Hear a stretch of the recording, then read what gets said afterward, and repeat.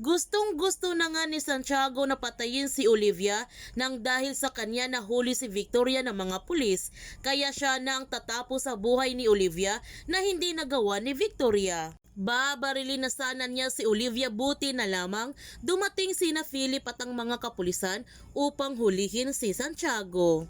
Pero lumaban si Santiago sa mga kapulisan, ngunit naunahan naman siya nito, kaya dito na nga magtatapos ang kanyang buhay.